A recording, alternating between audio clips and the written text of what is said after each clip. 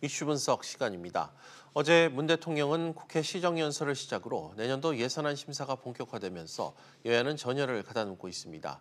확장적 재정 운용이 불가피하다는 여당 입장과 정부의 세금 중독 포퓰리즘을 막아야 한다는 야당의 뜨거운 진통이 예상되는데요.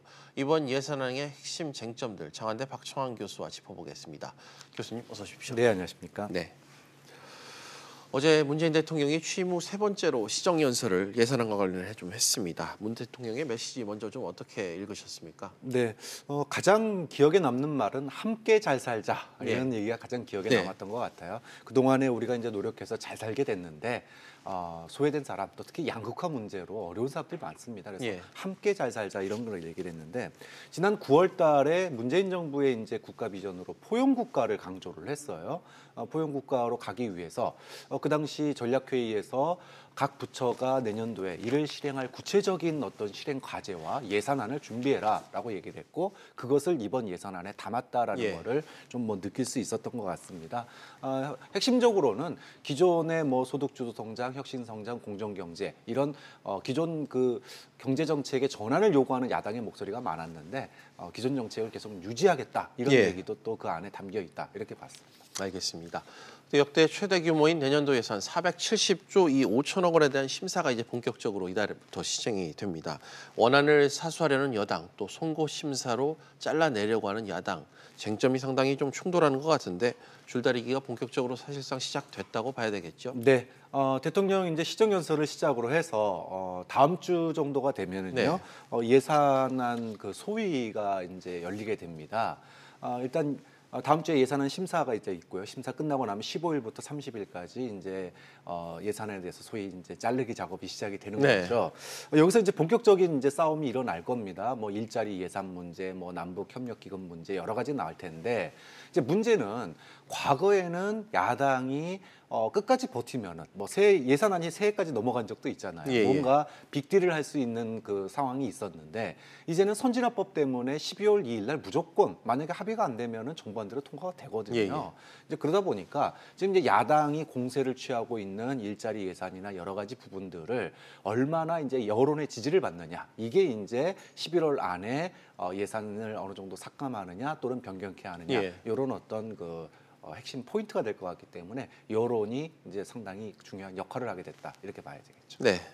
그런데 이 본격적인 예산 심사에 앞서 야당에서 좀 선제 공세를 좀 취한 게 있습니다. 자유한국당에서 반대하는 사업 예산을 미리 좀 선제적으로 공개를 해서 공세를 펼쳤는데 어떤 것들이 좀 있는지 전해주시죠. 네, 한국당이 칼을 벼르고 있는 부분이 몇 가지가 있습니다. 첫 번째는 일자리 예산이에요. 그 중에서도 단기 일자리 예산 이 부분에 대해서 이런 식의 단기 일자리 예산이 이제 하나도 도움이 되지 않는다, 오히려 낭비다 이런 식으로 이 부분에 대해서 삭감을 갖다 강력하게 주장을 하고 있습니다. 특히나 이제 단기 일자리도 단기 일자리지만 국가가 세금으로 운영하는 일자리 이런 부분들에 대해서는 이제 분명히 이 부분은 이제 삭감을 하겠다라고 얘기를 하고 있고요. 이제 또 하나가 남북 그 협력 기금입니다. 이게 예산 금액은 총액은 크지가 않아요. 1조 원 조금 넘는 금액인데 이것이 갖는 상징성. 그동안에 비핵화 없이 북한에 어떠한 지원도 안 된다. 이게 한국당의 일관된 입장이었지 않습니까? 그러다 보니까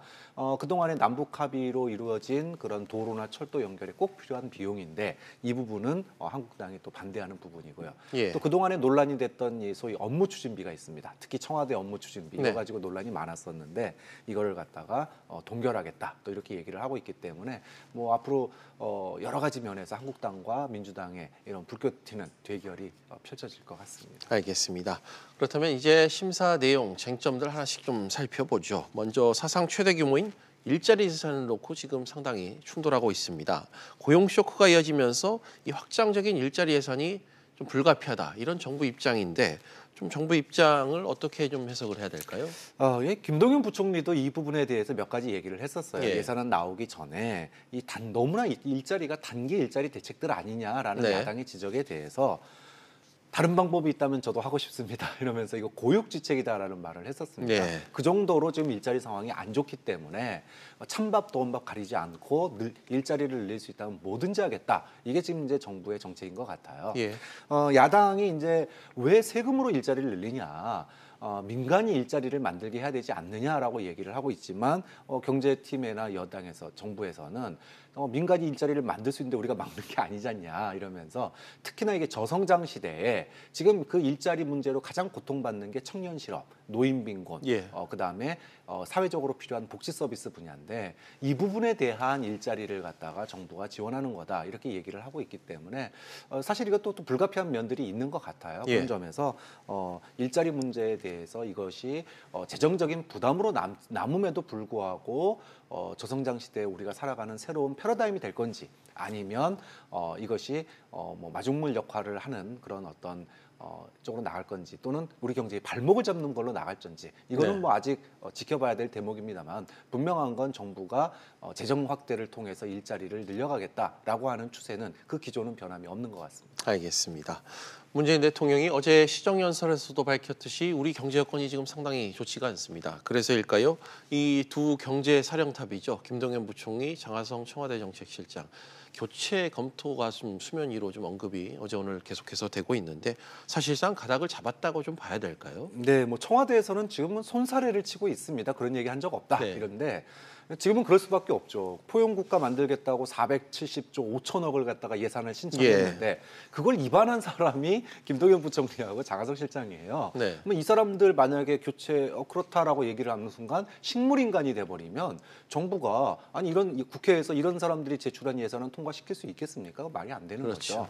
근데 문제는 지금은 그렇게 하지만 시기가 조금만 늦춰지면 예산안이 통과되는 연말이나 연초가 되면 지금 각종 경제 지표가 안 좋기 때문에 분위기 쇄신 차원 또는 유연한 그런 경제 운영책 이런 것들이 대통령 어저께 시정연설에서도 일부 나왔었거든요. 그렇게 보면 사실상 교체 그것도 한 명만 교체하면은 너무 한편을 드는 것 같거든요. 그러다 보니까 순차 교체로 해서 두 분 다 교체하는 쪽으로 사실상 가닥이 잡힌 걸로 바라보고 있습니다. 네. 그런가 하면 남북관계와 관련된 예산도 지금 문제로 여야가 지금 충돌하고 있습니다. 이 4.27 판문점 선언과 9월 평양선언을 뒷받침하기 위한 이 남북 경제협력 예산이 지금 문제가 되는 것 같은데 최근 이 북한에서 들려온 이 북한 냉면 목구멍 발언이란가요? 뭐 이 문제 때문에 좀 폭풍이 큰데 미국의 압박도 지금 계속해서 나오고 있고 좀 어떻게 봐야 될까요? 일단 사실 자체가 좀 엇갈리는 부분은 있는 것 같아요. 여당에서는 확인해봤는데 그런 얘기 없었다더라.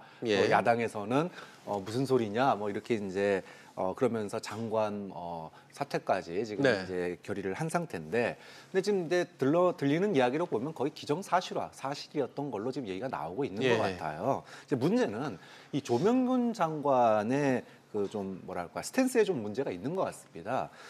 이걸 긁어부스럼을 안 만들겠다라고 하는 게 너무 역력히 보여요.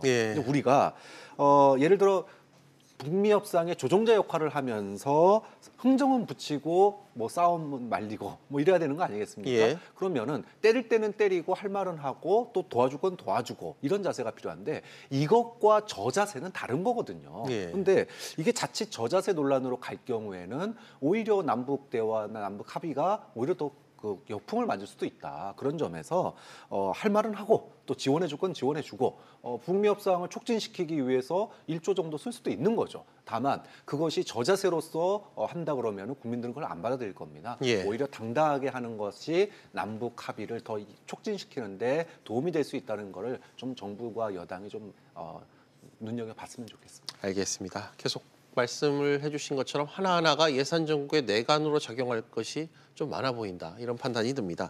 여당 입장에서는 모든 예산들이 지금 필요하다는 입장, 야당은 불필요한 예산은 좀 잘라내야 된다. 이런 기조와 대결 구도가 올해도 좀 예산 연말까지 이어지겠죠? 네, 뭐 맞습니다. 근데 특히나 또 이게 재정 문제를 안고 있잖아요. 물론 문재인 대통령이 어저께 지금 이제 경기 불황 측면에서 재정 확대가 불가피하다 이런 얘기를 했습니다.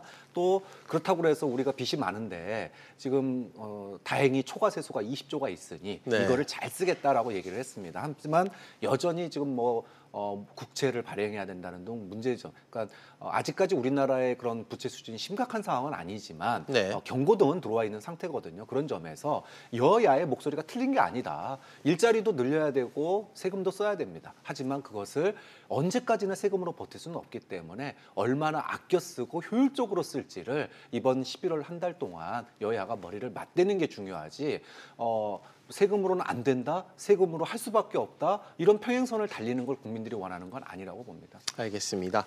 지금까지 박창환 교수와 이야기 나눠봤습니다. 교수님 오늘 말씀 고맙습니다.